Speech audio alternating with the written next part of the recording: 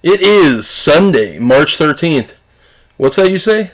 Selection Sunday. The brackets are set, and you're watching Right on Cue College Sports.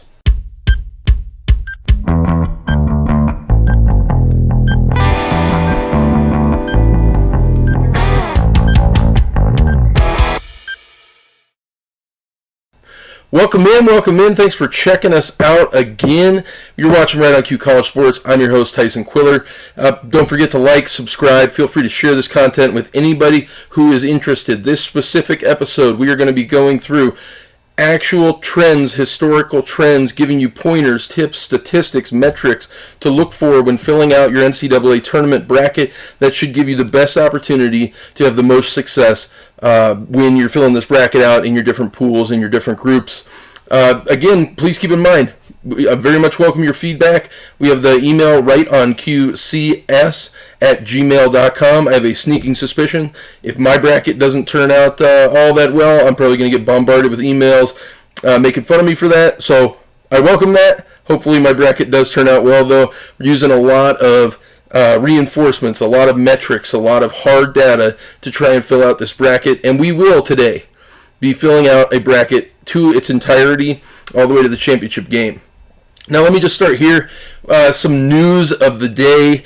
I wanted to hit on a few things. First of all, I mentioned last episode the story about Bellarmine University and how they won their conference tournament, but because they're in the initial probationary period, they were ineligible for the NCAA tournament. Well, it was announced a couple of days ago, not only are they ineligible for that tournament, they're also ineligible for the NIT tournament. So Bellarmine, thanks for playing. Go ahead and sit down, and we'll get back to you in a couple of years, see if you're good enough then. I mean, just completely anti-competition, the way this whole thing was handled. I think it's really pretty terrible, the way the NCAA handled that. But then again, I've never really been a big fan of the NCAA. I think in many ways it operates like a cartel, but that's just my opinion. According to John Rothstein, the Kansas State basketball program has parted ways with Bruce Weber as their head coach. Also, LSU's head coach, Will Wade, was fired yesterday as a result of that kind of ongoing NCAA violation investigation. So he's gone. 2 assistant coaches are gone with him. Georgia fires Tom Crean from their head coach for their men's basketball team. Also something to keep in mind, coming into this tournament, Tom Izzo is now the winningest coach in Big Ten history. Very impressive, very cool for Tom Izzo. Only the one national championship, though. So maybe they make an improbable run this year. We will have to wait and see. Also, another coaching note we want to keep in mind, this is Coach K's last NCAA tournament. That's Coach Mike Krzyzewski, the head coach of Duke. John Shire will be taking over moving forward at that point, so maybe they send him off with a national championship. We'll see.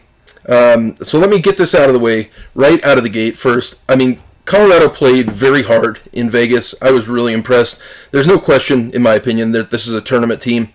There just isn't. I mean, to have 2 players that got double-doubles against Oregon, which is a very high quad 2 win, probably should be a quad 1 win, and a big win at that, and only to lose a close, hard-fought, tough game against Arizona unanimously. The committee just announced that's clearly unanimously the second-best team in the country. Colorado lost to them once, beat them by 16 at home, and then just lost a close one to them in the tournament.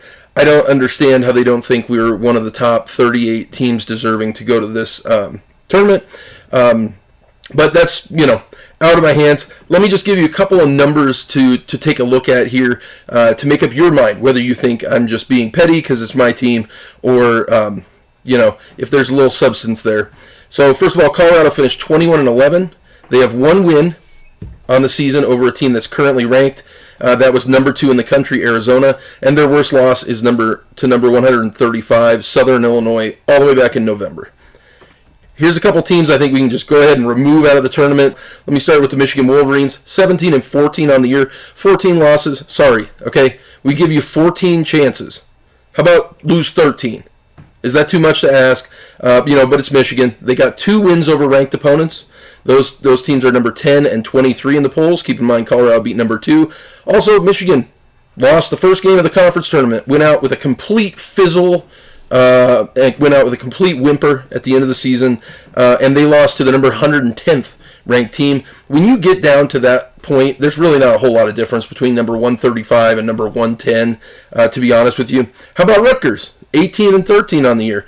They do have 3 wins over ranked opponents. Those teams are number 10, 12, and 24. But they lost at home earlier this year to the number 319th ranked team in the country. You heard that correctly. 319th. Colorado has by far the best win of this group. Rutgers by far the worst loss. How about Notre Dame? 22-10 on the year. They only have the 1 win over a ranked opponent. That team is ranked number 5 in the country. And their worst loss was to number 149 in the country. I mean, basically identical metrics to Colorado. Colorado, the 4th team out of the Pac-12. Notre Dame was... The ACC got 6 teams into the tournament. I mean, unbelievable that happens. I've got to tell you, I watched last night, Joe Lunardi, after the games were played, and, the host of the Sports Center was like, well, hey, let me ask you a question. We got Bill calling in from San Diego, Bill Walton, and he wants to know, is Colorado getting into the tournament? And Joe Lunardi, this no-talent, fat, short, pudgy hack who's never played a sport a day in his life, just mockingly goes, well, Bill Walton... Unfortunately, he's not going to get the 17 teams into the tournament that he would like to get into the tournament out of the Pac-12. 17? How about 4, bro? How about 4? Okay? 3 teams from our conference made the Elite 8 last year. And you're saying there's only 3 in the top 68 this year? What a child. What a child. Anyways, this is a fun young team the Buffaloes have. I think they've got inspired basketball that they're playing. Tad Boyle's a great head coach. Evan Batty, a fantastic moral leader. I think they're going to be excited to play in the NIT tournament. They are a 4 seed. They could go and win this. The Final Four and the championship game are played in Madison Square Garden. That would be a wonderful experience for this crew. Get them excited and have a little momentum carry over to next year. So all is not lost for the Buffaloes this year, but I just wanted to get that out of my system. Just the complete dismissal of Colorado earning a spot. I think there's a pretty glaring issue in the system there. Here are my impact players that are not on teams that are seated in the top 4. Okay, these are players that could go off and potentially pull an upset from a seed 5 or below. Let me go ahead and start. We've got Keegan Murray from Iowa, Armando Bacot from North Carolina, Justin Lewis, the big man from Marquette, Jordan Walker from UAB, and Timmy Allen from New Mexico State. Those are all top 10 impact players in this tournament on teams that are seeded 4 and below. The teams that I would say are playing the best team basketball at this point of the season, meaning they don't have one superstar, they play well as a team. I would say Providence is one, Creighton, Texas Tech, which has a phenomenal defense, St. Mary's, and St. Mary's and Boise State. Those are teams you're going to want to keep your eye out for. Lower seeded teams that are playing really good team basketball.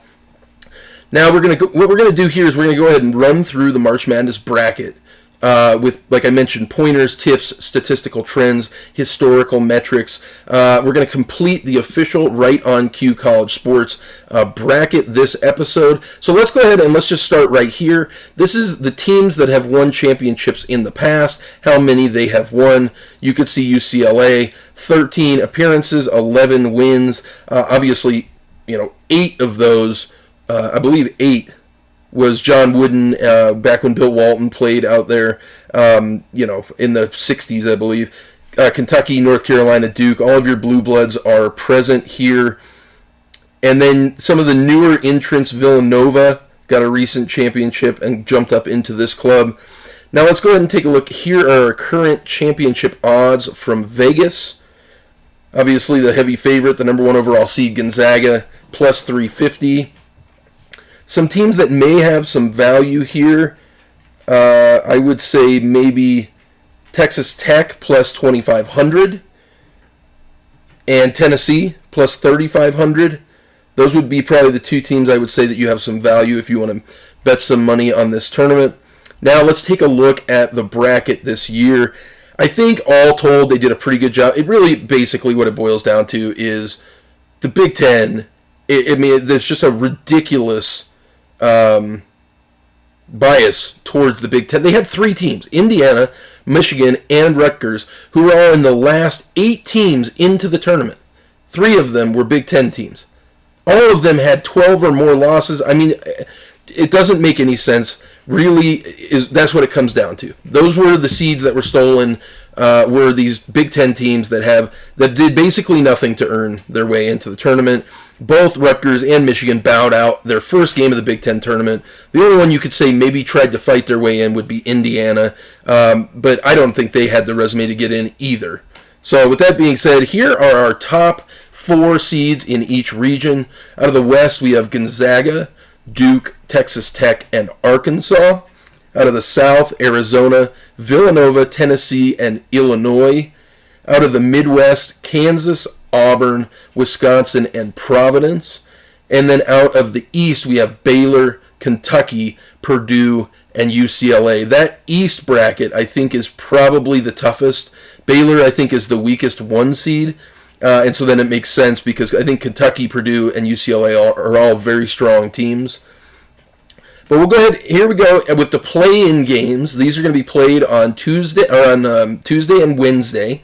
These are 4 games that are like pigtail games into the NCAA tournament.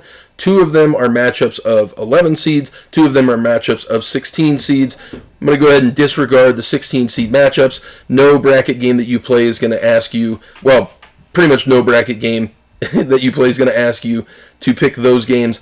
So we have in the first game Rutgers versus Notre Dame. These teams barely got in. I think you know Rutgers is just a very streaky team.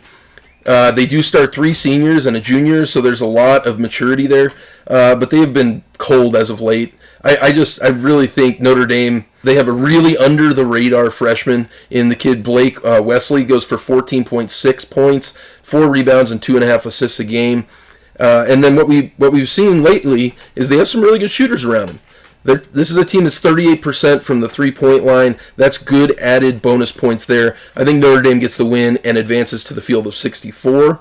In our other pigtail game, we have Wyoming taking on the aforementioned Indiana. So they're already telling you right now, 2 of the last 4 teams that got in were both Big Ten teams. Trash, absolutely trash. I don't even care if they would have put SMU, put somebody else in there.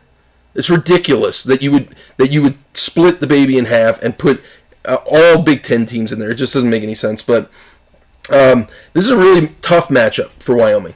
I think Indiana, they don't shoot the ball well, but they get up and down the court.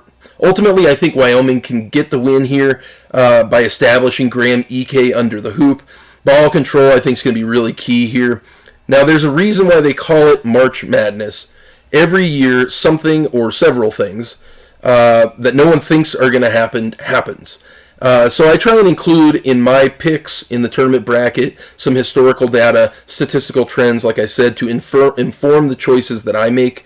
So let's go ahead and take just a quick look here at the statistical reasoning that I use to inform my picks. So right here we can see this full bar is basically 0% to 100% likelihood of something happening. Likelihood of a team advancing, a seed advancing, etc. Now what I do as a generality from looking at historical trends, we can go ahead and we can split out between 63% and 37% likelihood. Anything outside of that one standard deviation is going to be statistically significant, and we can just go ahead and mark it down. We don't have to explore what the matchups are, who might be injured, etc. Those teams are just so overwhelmingly overmatched that they will lose almost every time. And so again, anything 63% or higher, or 37% or lower, we just go ahead and mark it. For that remaining portion of range of percentage, that's going to require additional analysis. So with that being said, let's take a look at the success each seed has had in the first 3 rounds of the NCAA tournament. And for those of you brand new, the number next to the team name on your bracket, that's what we call the seed.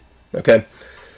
So what we can go ahead and take a look at right here is wins by seed 1 through 8. I don't include all 16 because 9 would be the converse of 8, 10 the converse of 7, etc., etc. Okay? So what we're going to go ahead with that logic that I just laid out, we're going to go ahead and take our 1, 2, and 3 seeds, 99.3%, 94.3%, 85% chance of advancing. We're just going to go ahead and lock those in. Just advance them. Doesn't matter what the name of the team is. Doesn't matter who they're playing. Advance them along. The likelihood of that happening is so high, it's significant to an extent that that you want to go ahead and advance them. Also, 85.7% of the time, the number 1 seed advances to the second round, so we'll go ahead and we'll just advance them to the second round as well. In this tournament, the 1 seed against the 16 seed is 139-1. It's happened 1 time out of 140 times. For the 2 seed, 132-8. 8 times out of 140 times. That is statistically significant. Now what this is going to do is it's going to eliminate all 8, 9, 14, 15, and 16 seeds from advancing beyond either the first or second round. So that's going to be Gonzaga over Georgia State into the second round, Baylor over Norfolk State, Kansas over Texas Southern, and Arizona over Norfolk State, and Baylor over Bryant. Now let's continue on. We take a look at our 4 seed. 79.3% the 4 seed advances. Now there are 4 teams at each seed line. So it's more likely that 3 teams at the 4 seed will advance out of the first round than 4. So we want to make a note that it's most likely that either Arkansas, UCLA, Providence, or Illinois, one of them will lose in the first round. And then our last little note here, looking at the 5 seed, advancing out of the first round, 64.3%. The 2 seed advancing to out of the Sweet 16, and the 1 seed advancing out of the Elite 8. We'll go ahead and mark those down. Those are more likely 3 than 2. So out of this group, Connecticut, St. Mary's, Iowa, and Houston, one of them will lose. Those are your 5 seeds. And then keep in mind, one of your 2 seeds and one of your 1 seeds is unlikely to make it to the Elite 8. Now, it might be helpful to know coaching experience. I'm going to throw a bunch of information at you guys. Feel free to take and assess whatever value to any of this that you want. Just trying to give you as much information to make informed decisions when you pick your brackets. So here's a head coach, all the head coaches that have made the Final Four that are in this NCAA tournament. In the blue, you can see that is their tournament win percentage. So most recently, Scott Drew won the national title last year. 68% on any given game chance to win. Our highest win percentage in the NCAA tournament, it's looking like it's Coach Mike Krzyzewski at Duke, 76.4%. Then you have Chris Beard at Texas, John Calipari at Kentucky. Those are your next 2 highest win percentage coaches that have made the Final Four. Obviously, Tom Izzo and Bill Self are right up there as well. Coaches that are in this tournament that have won the national championship, we have Coach Mike Krzyzewski, Jay Wright of Villanova, John Calipari, coach of Kentucky, Bill Self at Kansas, Tom Izzo, Michigan State, and Scott Drew at Baylor. Now, like I mentioned, upsets will happen. So here's a look at how many and which upsets based off of seed arrangement are statistically likely to take place. So one thing to keep in mind, an 11/6 upset is exactly 2% more likely than a 12/5. So basically what that means, that's statistically insignificant.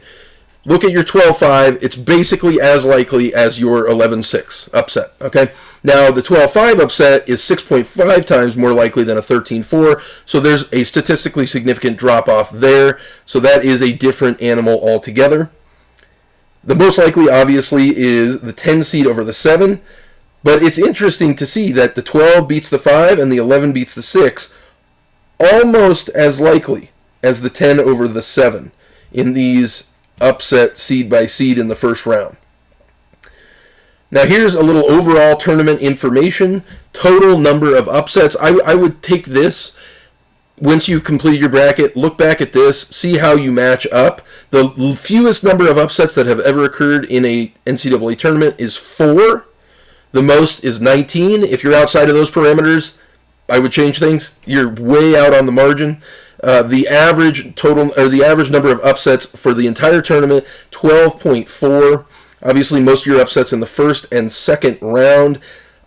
I would not pick too many upsets beyond the second round. Obviously, you can see it becomes increasingly unlikely. Now, here are some odds of upsets in the second round of the NCAA tournament. In the second round, a 10 over a 2 seed is just as likely as an 11 over a 3 seed. You can see that here in this table. The most likely upset is a 6 over a 3, followed by a 7 over a 2 seed. If you pick a 13 over a 4 or a 14 over a 3 in the first round, they will almost certainly lose in the second round. So keep that in mind. If you have a 13 beating a 4 or a 14 beating a 3 in the first round, they will almost certainly lose in the second round. Just a quick look here by conference at their performance in the NCAA tournament. The conference with the best performance historically is the ACC, followed by the SEC, Big 10, Big East, Big 12, Pac-12, and you can see how that all lays out. Now, a little bit of a more recent look at conference performance. This is the last 4 years. In the 2021 tournament, obviously the Pac-12 went 13-5, completely blew out any other conference as being far and away the best conference in the NCAA tournament, and obviously we just balled that up, threw it away, went back to our Big Ten bias coming into the 2022 season. But one thing I think you should take a look at here, there are 2 conferences that have had winning records in each of the last 3 NCAA tournaments. That would be the West Coast Conference and the Big 12 Conference. Now, the West Coast Conference you can almost entirely chalk up to Gonzaga, so I would say that's a reflection more on Gonzaga than that conference as a whole. The Big 12, though, I think that might be something to keep in mind, that the Big 12 has a winning record at the end of this tournament every single tournament for the last 3. Now, let's fill out our first 2 rounds. Below where you see Gonzaga at the 1 line, remember statistically we're just advancing Gonzaga. Boise takes on Memphis in the 8-9 matchup.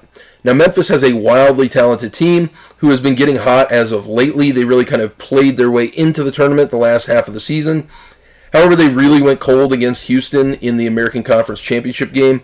This is a team that plays a very similar style of defense to Boise. Memphis is the 5th youngest team in the tournament.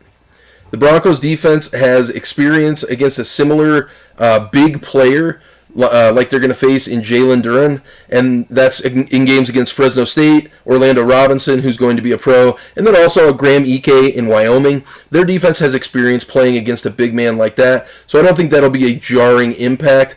Ultimately, Boise gets the win as the young Tigers get frustrated with poor shooting, and they have a bunch of turnovers because they're going to be just trying to play athletic basketball instead of team basketball. That Boise defense is really frustrating. In the 5-12 matchup, we have Connecticut, who starts 4 seniors and plays really good connected team basketball. They're taking on New Mexico State. Teddy Allen has been playing sensational, and to be honest, what we've seen late in the season is when he's had some slumps, Johnny McCants has really stepped up big. He really did so in the WAC championship game. But Adama Sanogo is a force at the rim that I don't think New Mexico State has anyone who can compete with him. The Huskies go ahead and advance them. Then we have the 4-seed Arkansas coming off of a really poor shooting performance in their loss to Texas A&M in the SEC tournament. The real question for Arkansas is who's the number 4 weapon? Is it Devontae Davis? They are second in the country in free throw attempts at 23 free throws per game, which means they play a physical brand of basketball. They drive to the hoop. They force the other teams to foul them. I think if they can get to the rim and get to the line, they're tough to beat. But Vermont is a very experienced bunch. They start 4 seniors and a junior. They're all returning starters from last year. The Catamounts are winners of 8 games in a row. This team is old school, by the way. They run 2 guards, 2 forwards, and a center.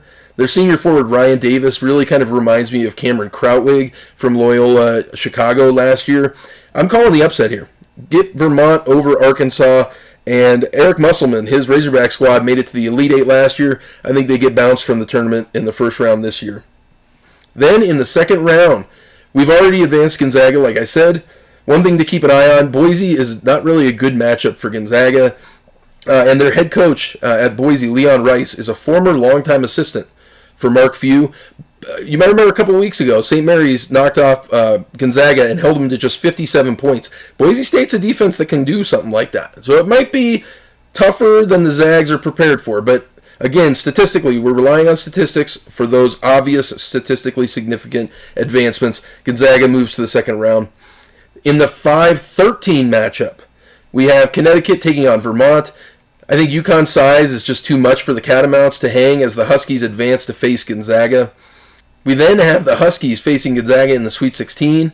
Connecticut has a little bit of a propensity to have difficulty defending the drive and kick, and they haven't faced or had to score over a low-post duo like Chet Holmgren and Drew Timme at Gonzaga.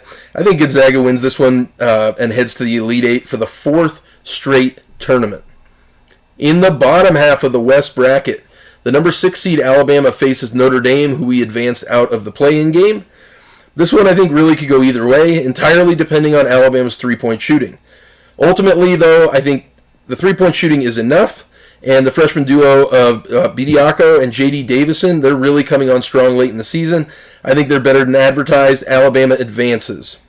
In the 3-14 matchup, the losers of the Big 12 championship game, Texas Tech, takes on Montana State, the champions out of the Big Sky Conference. This is the team who knocked UNC, University of Northern Colorado, out of the tournament. The Red Raiders bunch, they play probably the best team basketball in the country, and their production goes pretty much 8 players deep. I think there's no chance at an upset here. Texas Tech is way too strong, way too deep. Next, we have the Davidson Wildcats. They are the number 7 three-point shooting team in the country, but they shot 14% below their season average in their loss to Richmond in the Atlantic 10 Championship. I think that was an aberration. They're going to shoot much better in this game, but Sparty, I think, has the advantage of the Hall of Fame coach in Tom Izzo, and they have the statistical advantage, I think, that will make the biggest difference in this game. That is that Michigan State is +8 on the boards against Davidson. Michigan State advances to the second round. In the second round, 6 seed Alabama faces the 3 seed Texas Tech Red Raiders. John Quinterly and Jaden Shackelford are the key for Nate Oates' bunch here because they will have difficulty penetrating against this smothering Texas Tech defense. Whoever wins this one, I think, though, will beat Duke in the next round. They are very, very vulnerable right now. But I'm going to go ahead and I'm going to advance Texas Tech here. In the 2-7 matchup, head-to-head, I'm really looking forward to the head-to-head. Gabe Brown against Paolo Banchero. Mark Williams against Marcus Bingham in the paint. I think that's going to be fascinating. These two teams match up really well against each other. Mark Williams goes for 10.9 points, 7.5 rebounds per game. The key is Trevor Keels for Duke, the freshman. He is a great defensive player. Duke advances beyond Michigan State. Now the 3 seed Texas Tech then faces the 2 seed Duke. The Red Raiders get 21 free throw attempts per game. That's a really, really high number of free throw attempts. They play physical, hard-nosed basketball. Their 2-3 zone on defense has made them one of the best defensive teams in probably the last couple of decades of college basketball. Coach Mark Adams takes the Texas Tech Longhorns to the Elite Eight in his first season as head coach. Duke is the youngest team in the field, and the moment is just too big, I think, probably. Coach K's final season ends in the Sweet 16. As I mentioned, Texas Tech advances to the Elite Eight. So here are our 2 Elite Eight teams out of the West. We have 1 seed Gonzaga, 27-3 out of the West Coast Conference, and 3 seed Texas Tech, 26-8 out of the Big 12. In the East bracket, the 8-9 matchup, wowee. Okay, this is going to be a fun one. Shaka Smart's Marquette Eagles taking on Hubert Davis, North Carolina Tar Heels. North Carolina has a young, exciting team. They're really kind of under the radar. Brady Manick has been really important, especially in the latter part of the season, the conference tournament, with his experience having transferred from Oklahoma. Caleb Love and R.J. Davis are really playing sensational, but they did kind of fizzle out a bit in the ACC tournament. I had picked them to win the tournament. I think this team might have peaked too early. The Eagles' best player is the freshman Justin Lewis, who goes for 17 and 8 rebounds per game. He's 6'7", 245, and like I mentioned, only a freshman. He was a bit exposed as being a little bit soft under the hoop in the Big East tournament. I think he's got to play a little more physical as you move on to the NCAA tournament. This Eagles team starts 3 freshmen, But I got to say, when Shaka Smart has a reliable point guard and a power post player like Justin Lewis, he has made real noise in the NCAA tournament. The Maryland transfer, Darryl Morsell, is that guard. I think Marquette advances here. North Carolina is third in the country in free throw percentage. So in a close one, they would have that advantage. But I'm sticking with Marquette here. In the 5-12 matchup, the Wyoming Cowboys, who we advanced out of the pigtail game, take on the 5-seed St. Mary's Gales. This Gales bunch plays some of the best defense in the country, absolutely the best defense in the West Coast Conference. They held Gonzaga, like I said, to just 57 points the last time they played them in the regular season. That is remarkable. For the Cowboys, this is going to be like playing against Boise State. It's going to be like playing against San Diego State, maybe a little bit better defense, but just suffocating defense with timely three-point shooting. Graham Ike is going to have the height advantage under the hoop. Maldonado and Drake Jeffries need to be better than the Gales backcourt, but St. Mary's has a ton of maturity, starting 4 seniors and a junior. I just don't see it for the Cowboys. Gales advanced to the second round. In the 4-13 matchup, man, just a bad draw for Akron. Akron is a good team, really under the radar. I wanted to pick them for an upset. They're winners of 8 games in a row. They are hot. The sophomore guard Ali is playing great basketball in the backcourt, and Enrique Freeman is also a sophomore. He's averaging a double-double on the season. Ultimately, the Final Four experience for the Bruins make it unlikely that they will overlook an early matchup like this. You remember UCLA played in one of those play-in games last year on their way to a Final Four appearance. I'd say go ahead and pick UCLA here. In the second round, now Baylor does have some weaknesses in how reliant they are on young players, and James Akinjo, who I've talked about before, is a complete mystery on any given night. I think this one could be one. If you're looking for a 1 seed to go down in the second round, this is probably the one. But again, based on statistical analysis and metrics, we're going to advance this 1 seed on. Then in the 5-4 matchup, St. Mary's takes on UCLA. Both of these teams like to slow the game down, operate in the half court, and really make things muddy. I think this will be, first of all, it's going to be a low-scoring game. I think this is going to be the first team probably all year that St. Mary's has played who actually wants to play their style of basketball. The Bruins get the win as Cody Riley and Miles Johnson's size under the hoop is just too much. They're the difference in this one. UCLA advances. Then we have the Sweet 16 matchup of 2 Final Four teams from last year.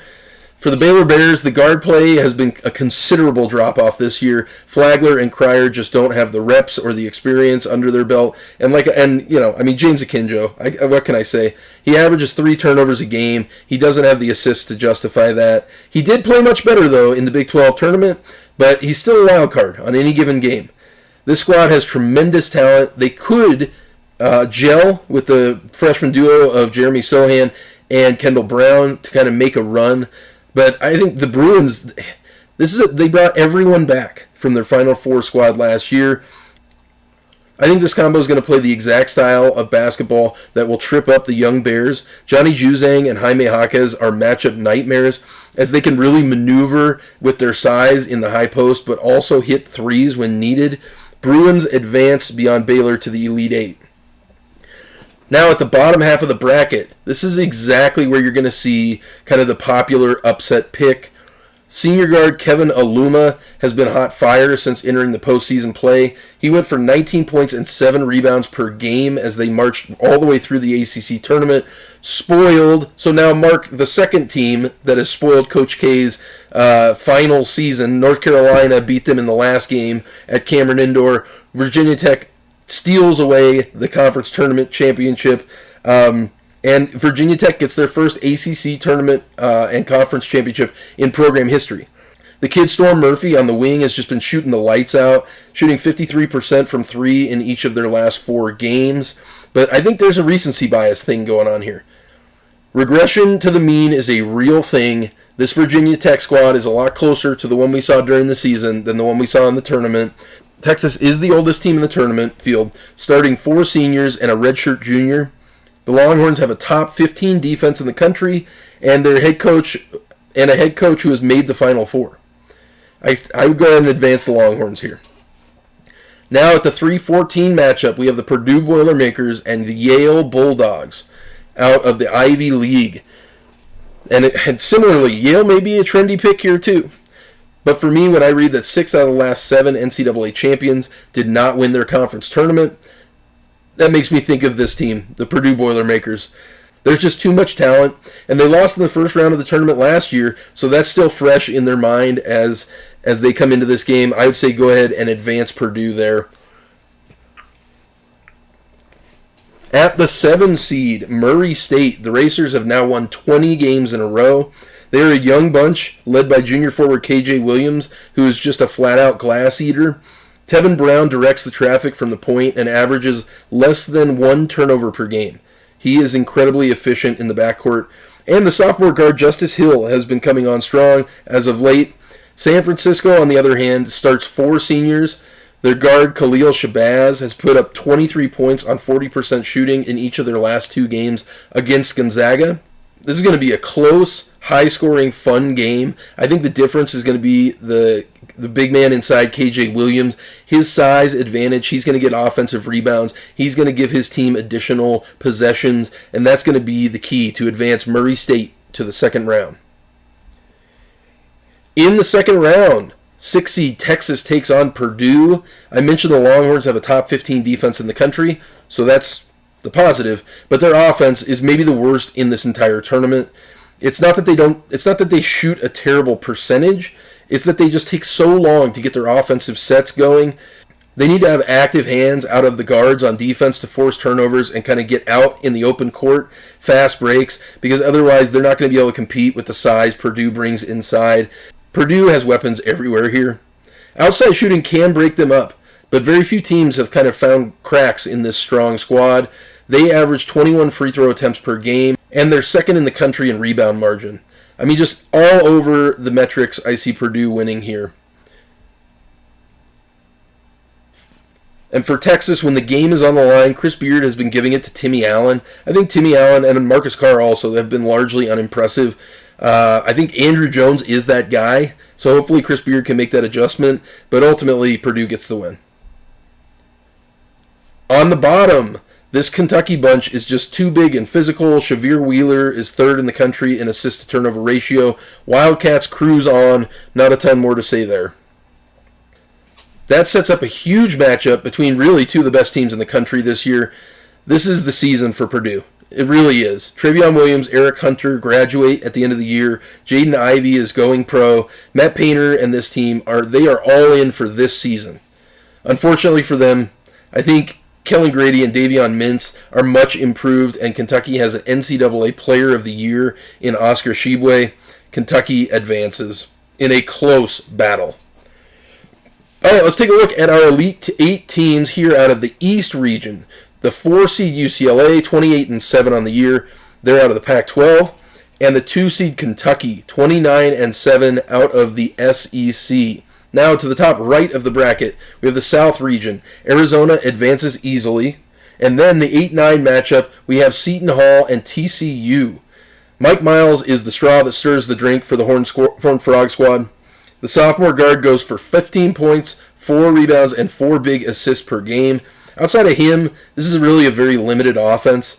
The sophomore center, Eddie Lampkin, has been coming on strong at the end of the season. He's been going for 9 points and almost 8 rebounds in each of their last 4 games. As for the Hall, Jared Roden goes for 15.9 points and almost 7 rebounds a game. But they were bounced out of the conference tournament in the second round, putting up only 52 points as a team. And Roden got just 7 points on 2 of 13 shooting. I don't know how Seton Hall got into the tournament. I mean, I guess their resume justifies it. They beat Michigan. You know what? That's what it is. It is the inflation of Michigan. Seton Hall beat Michigan earlier this year. Unbelievable. Well, here's the key in this one. TCU is +8 rebound margin. Frogs advance. Now we have probably the most trendy upset pick in the tournament. The 5 seed Houston, fresh off of winning the American Conference Championship, takes on the 12 seed in UAB. This is a UAB squad that I've had on my radar pretty much all season long. They really kind of underperformed, though, the expectations. But they put a strong run together here at the end of the season to get themselves into the tournament. The Blazers have won 7 games in a row. They have a really high-flying, fun offense to watch. Jordan Walker goes for just over 20 points per game and adds 5 assists. Their 7-foot center, Trey Jamison, heads up a pretty strong front court on the glass as well. But Houston has tremendous size as well. Josh Carlton and Fabian White. The Cougars bunch has battled injuries all season long, losing their top 2 scorers early in the season, and now we see Fabian White battling a back issue in the conference tournament. Hopefully he can get right before this game. I think this really could be an upset. So if you choose to go upset here, just know it could, absolutely. But in this spot, I trust the Final Four experience of Kelvin Sampson, a Hall of Fame coach. Houston advances. Then in the 4-13 matchup, we have the Illinois Fighting Illini taking on Chattanooga, the champions out of the Southern Conference. Now, some people may be enticed to do an upset pick here, but the guard Malachi Smith is really their only major threat. He goes for 20 points and 7 rebounds, adding 3 assists as well per game. But with Illinois' depth in the backcourt, I mean, they're going to be able to marginalize Malachi Smith. Illinois has maybe even 5 guards that play sensational basketball and can step up on any given night. Chattanooga doesn't have a single player over 6'10". Big Kofi Coburn is going to run wild under the hoop in this one. Illinois marches on. Now in the second round, I know we have advanced Arizona, but I want to say for TCU, the young players are the most talented players here. I think the future is really bright for Jamie Dixon and his team, so I'm looking forward to seeing how they do moving forward. In the 5-4 matchup, with Kofi Coburn under the hoop, this Illinois offense is almost unstoppable. They have some vulnerabilities on defense, though, and their lack of size because they run 4-guard set. Now, I said almost unstoppable. This will be a battle of titans, but Houston's suffocating defense is going to take Coburn out of the game, I think, and make the guards beat them from 3. Andre Curbelo ultimately is going to be erratic down the stretch like he was in their loss in the Big Ten tournament, and the Cougars advance for their second straight Sweet 16 berth. In the Sweet 16, one major question for this one is going to be, does Arizona get their star point guard Kerr Kriisa back by the second weekend? Hopefully that's the case. He went out in the Pac-12 tournament with a walking boot with an ankle injury. Now, the big man combo of Josh Carlton and Fabian White are elite. They add 24 points and 12 rebounds per game. The defensive play on this squad is 4th in the country. But I've got to say, I think Jamal Shedd, he was a late add because Marcus Sasser went out for the year. He's really the X factor here. They need him to play big. Arizona has the 4th youngest team in the tournament. But they faced UCLA 3 times this season. They play very tough defense just like Houston, and Arizona found a way to win 2 of those. The Wildcats average 22 free throw attempts per game. That's a ton of free throw attempts, and they shoot 75% when they get there, which is really good. Arizona is going to march on here. On the bottom half of that region, the Colorado State Rams are the 6th seed, taking on a Michigan team that has really proven they are way too one-dimensional. Way too one-dimensional. The Rams do not have the size to defend Hunter Dickinson. That's really going to be the story. How are they able to limit Hunter Dickinson in the post? So the strategy needs to be dribble drive to get him into foul trouble probably on the offensive side. Michigan doesn't get much production elsewhere, and they really miss Isaiah Livers' leadership in the backcourt. John Tonji and Kendall Moore for Colorado State, I think, are going to hit some timely threes, and the Rams move on. At the 3 seed, the Tennessee Vols, fresh off of their SEC championship, taking on Longwood. Longwood is the champions of the Big South Conference. They are making their first appearance in the NCAA tournament. Congratulations, you get to face the SEC champions. It's a fun story, but really I got to say Rick Barnes' team is playing elite basketball right now. Tennessee moves on, not much of a contest there. Then the 7 seed Ohio State gets the 10 seed perennial upset maker Loyola Chicago. This is going to be a trendy upset pick as well. Chris Holtmann and the Buckeyes had a 2 seed last year and lost in the first round of the tournament. This is fresh on their mind and the mind of his best player, E.J. Liddell. For Loyola, first-year head coach Drew Valentine has really done a great job getting back to the tournament after losing their best player in Cameron Krautwig and their head coach Porter Mosier to Oklahoma. There's a very wide distribution of production on the offensive end for this team, which can make them difficult to defend. Braden Norris shoots 44% from three-point range, but the Buckeyes, I think, have way too much talent, and they put Loyola away, advancing. Then Villanova advances, not really much of a contest here. Just go ahead and move them on over. In the second round, we have a real trap game for Tennessee here. These two teams both play very fundamentally sound basketball and maintain high assist margins here. The Rams are second best free throw shooting percentage team in the field, 77%. So that could be a real difference in a close one. But I think the Vols are on a mission here. Tennessee advances, too much firepower.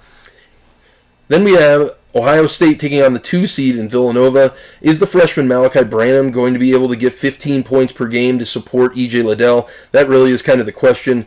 Villanova made a great run in the Big East tournament and won it to move up to the 2 line. I think they have just enough to get past Ohio State here. Villanova advances to face Tennessee in the Sweet 16. Now, in the Sweet 16, Villanova has a mature, steady team. Colin Gillespie is really kind of rounding into tournament shape. I'm always skeptical of his production, so we will see there. And they shoot the best free throw percentage in all of the land, 82% on the year. Tennessee is young, and they don't know any better.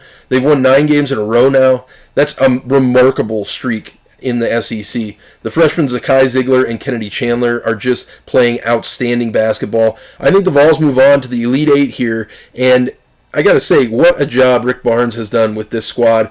Let's take a look at our Elite Eight teams out of the South region. We have Arizona 34-3 out of the Pac-12, Tennessee 30-7 out of the SEC. We then move on to the Midwest region, where Kansas is the 1 seed and advances. Then in the 8-9 matchup, we have San Diego State versus Creighton. All 5 starters for Creighton score in double digits. But this is kind of a short bench for the Blue Jays. Not much production from the backups. If they get in foul trouble, I think they're going to be vulnerable. Creighton made it to the Big East Tournament championship game, which kind of vaulted them into this field based off of hot shooting. I think that's going to fade, another kind of regression to the mean type situation. And their 2 freshmen, Nemhard and Kaluma, are talented, but they aren't physical enough, I don't think, for the San Diego State defense.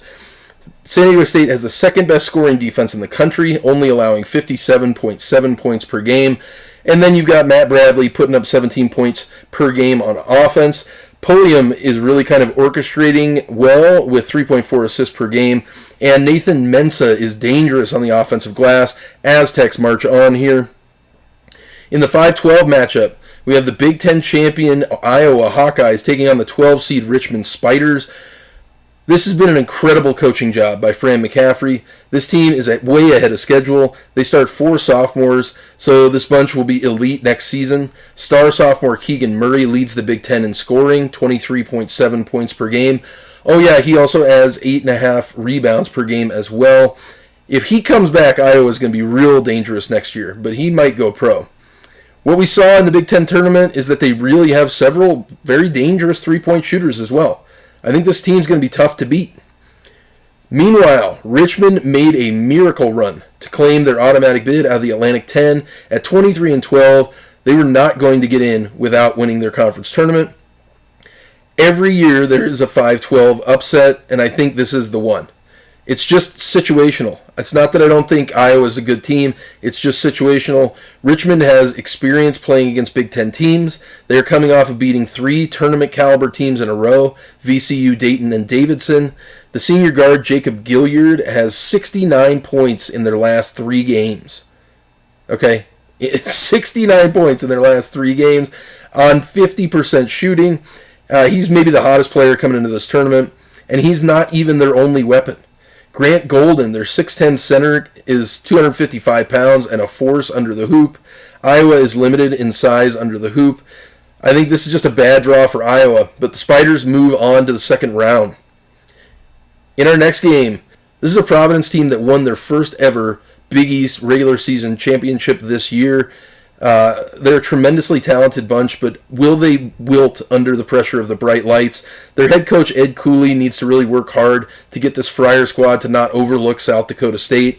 I think that's something they're very susceptible to do because South Dakota State has the longest active win streak in college basketball right now, winning 21 games in a row. And they're the second best scoring offense in the country at 86.7. This is one of those games, if Providence comes out lethargic, they could be down 25 points like that. So this Jackrabbits team goes 9 players deep, shoots really a healthy mark from all over the court, 55% from the field, 76% from free throw, and 45% from three-point range. Watch out. This is a hot offense that could really roll up a couple of rounds here. South Dakota State moves on. In the second round, the Aztecs take on the Jayhawks. Kansas travels well, something to keep in mind. The stadium will be all blue. No question, Kansas moves on.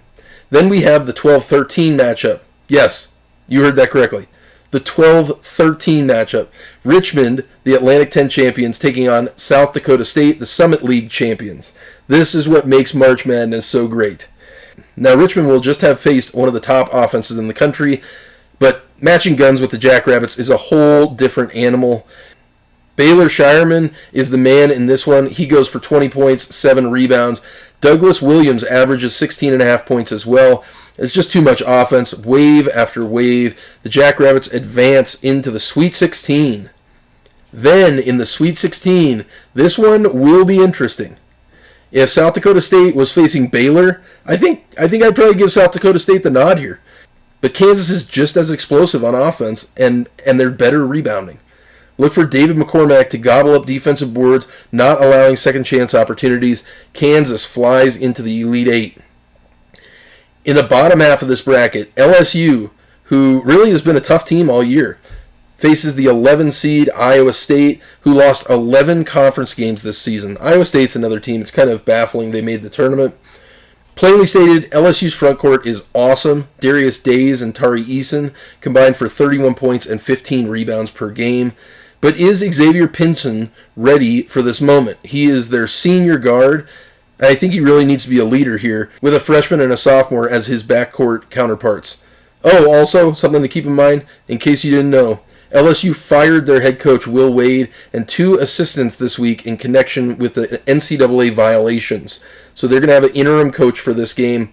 Now, Iowa State goes as Isaiah Brockington goes for the most part. He puts up 17 points and 7 rebounds per game.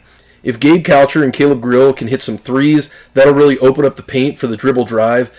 They've also got the freshman Tyrese Hunter, who's the best recruit the Cyclones have had probably in 2 decades. He's averaging 5 assists per game. I think there's just too much drama and inexperience for the Bayou Bengals. Cyclones pull off the upset here. Then we have the 3-seed Wisconsin Badgers taking on the 14-seed Colgate. For such a young team, the Badgers really have played great team basketball this year. Obviously, Johnny Davis is a future pro. He's putting up almost 20 points and 8 rebounds per game. Brad Davidson has been clutch from 3, but I think the freshman Chucky Hepburn is really going to be the key in this one if they're going to win. Now, I've got to say, I'm way fading the Badgers into this tournament. They very well might lose here. This team is undersized in the front court, so they need excellent shooting from outside to advance. Not one of their starters shoots above 36% from threes on the season, and in their last 2 games, they shot just 25% from 3. So that's a problem. The Badgers have lost 2 in a row now. You might remember they lost their last game of the season to Nebraska. Yes, Nebraska. They've lost 2 in a row now, and I think far and away their best player, Johnny Davis, is dealing with an injury currently. Colgate has 3 guards, Moffitt, Capitano, and Lynch Daniels, shooting 45% or better from the 3-point line. I think the Badgers have enough to get by Colgate, but this one's going to be closer than people think. We have a fascinating matchup in the 7-10 game here. The 7-seed USC taking on the 10-seed Miami. First of all, just to reiterate, Pac-12 bias against the Pac-12. USC made the Elite Eight last season. They only lost 7 games all year this year, and they're ranked number 21 in the AP poll. So 4 teams per seed, 21 in the country. Trojans should be a 5 seed. I mean, I know that simplifies it a lot, but that's just an example showing you how ridiculous the Pac-12 conference is being downgraded. But I digress. USC is one of the tallest teams in college basketball. They have 3 players 6'10" or taller. Other than their point guard Boogie Ellis, every starter is 6'9" or taller. They're taking on one of the shortest teams in the country in Miami. Their 3 guards go 5'11", 6'3", and 6'5". It's going to be an interesting matchup in that Miami's going to want to get up and down, run, and take advantage of the slower USC players, hoping that they shoot a high percentage because they will not be getting many rebounds. Ultimately, USC's size is the key, as they really kind of have underrated, talented players that have size. Chavez Goodwin is a crafty shot blocker. USC moves on to face Auburn. In the second round, this one is a tough call. You know I'm really fading Wisconsin. But Iowa State doesn't have a single player with tournament experience. They lost 3 games in a row leading into the tournament, and they were bounced out of the first round of the Big 12 tournament by 31 points against Texas Tech. Wisconsin has the second fewest turnovers in the country, so they really don't give unforced errors. On a quick turnaround, I think Greg Gard and the Badgers are just a little bit better and advance to the Sweet 16. Then we have another interesting battle, that tall USC bunch, and maybe the most talented front court in the country in the Auburn Tigers. Walker Kessler for Auburn goes 7'1" and leads the country in blocked shots. And on the other post, you have the future number 1 NBA draft pick in Jabari Smith. That will take the Trojans' strength away in the paint, and Auburn just flat out has better guard play. Tigers roll to the Sweet 16. Now, we will be 1 week later, one more week of healing for that Johnny Davis injury. Auburn is the second youngest team in the tournament, starting 3 sophomores and a freshman, but damn, they are good. The Tigers roll on to the Elite Eight. I just think Wisconsin can't hang with this high-flying offense. So here, let's take a look at our Elite Eight entrants from the Midwest region. We have Kansas, 31-6 out of the Big 12, and Auburn, 28-7 out of the SEC.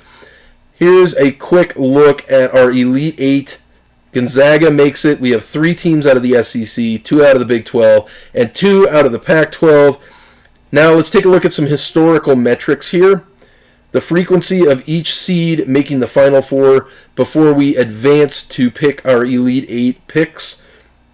59, we had 59 number 1 seeds make the Final Four, 30 number 2 seeds, 17 3 seeds. You can see a precipitous drop-off. At least one 1 seed has made the Final Four every year since 2011. So you're going to want to advance a 1 seed to the Final Four. No 4 seeds have advanced to the Final Four since 2013. If you want a lower seed to really surprise and get to the Final Four, you're going to want to pick an 11 seed. The 11 seed has made the Final Four 3 times since 2011. These are numbers, by the way, since 1985, which was when they expanded the NCAA tournament. Now, in the championship game, 36 of the entrants to the championship game since then have been 1 seeds, 12 are 2 seeds. That's pretty obviously going to be one of those 2. Every game since 2015 has included 1, 2, or 3 seeds. 10 of the 18 games since 2012 had a 1 seed, and it was a 1 versus a 1 seed 3 times since 2015. Now, when you're picking your champion, the number 1 seed has been the champion 15 times since 2000, including each of the last 4 years. No other seed has won more than once since 2007.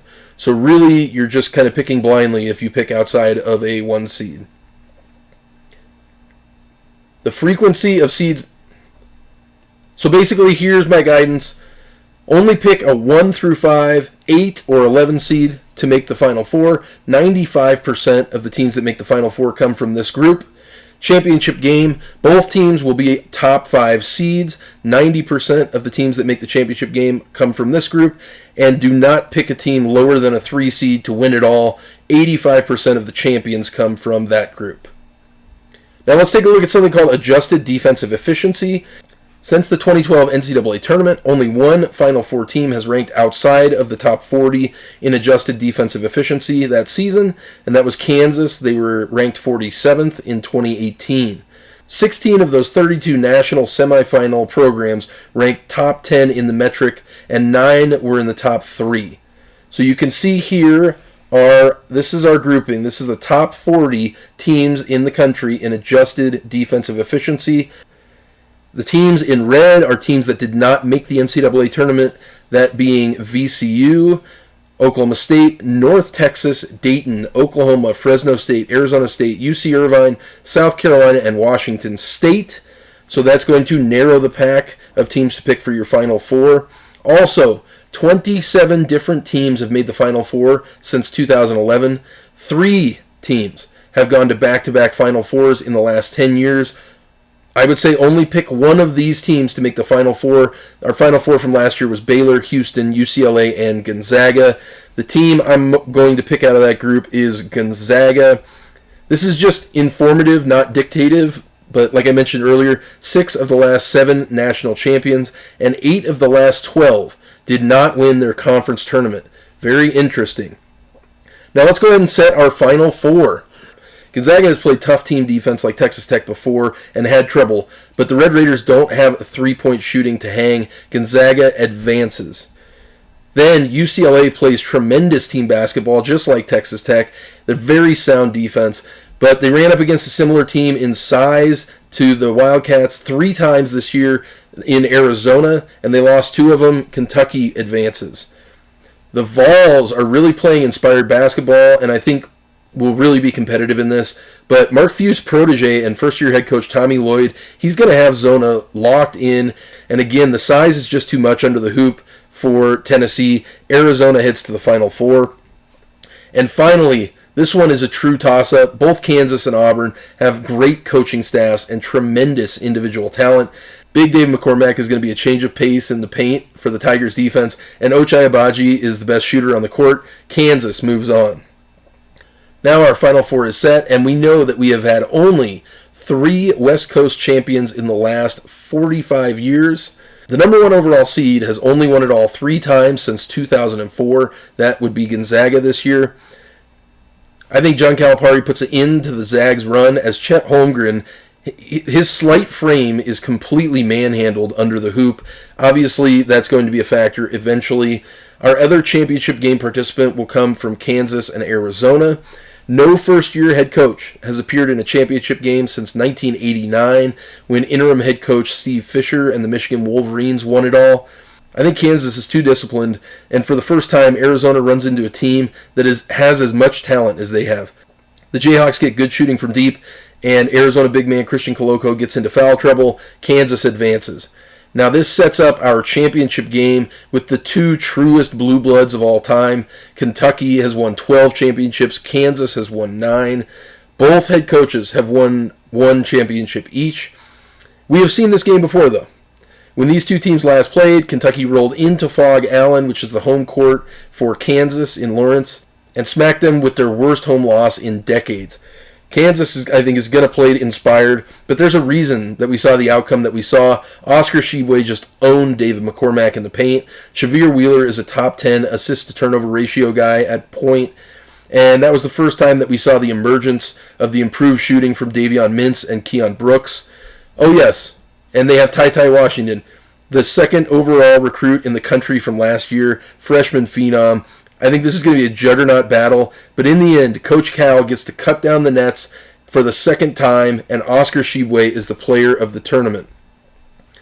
Now here's a couple more things to consider. All 4 1 seeds have made the Elite 8 only twice since 2008, and last year, for the first time ever, every seed except 16 won. 1 team at every seed except for 16 won in the first round, so you can go ahead and count on that not happening this year. So I know that's a lot of info. I'll let you again be the judge of what you think is valuable, what's not. You feel free to give me your feedback. Let me know where I got things wrong. And, best of luck to you picking your brackets. Here's a couple of programming notes for our local teams. New Mexico State plays in Indianapolis, Indiana at 12:45 p.m.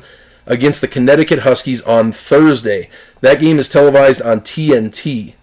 Colorado State plays in Indianapolis at 10:15 a.m. against Michigan on Thursday as well. That game is televised on CBS. Point of interest: Colorado State kicks off their football season next year on September 9th at Michigan. Kind of interesting. Then Wyoming plays in Dayton, Ohio at 7:10 p.m. against Indiana on Tuesday. That game is televised on True TV. And if they win, that's a playing game, remember. If they win, they will be in Portland, Oregon, 5:20 p.m. against St. Mary's on Thursday. That game is televised on TBS. Colorado did draw a 4 seed in the NCAA tournament. They play St. Bonaventure at 9 p.m. on Wednesday. That game is televised on ESPN2. So with all that being said, I know it's a ton of information. Hopefully we've armed you to be more prepared to fill out your bracket. We've been watching Right on Cue Sports. I'm your host, Tyson Quiller. Please remember to like, subscribe. Feel free to send us an email at rightonqcs@gmail.com, and we will get at you next time.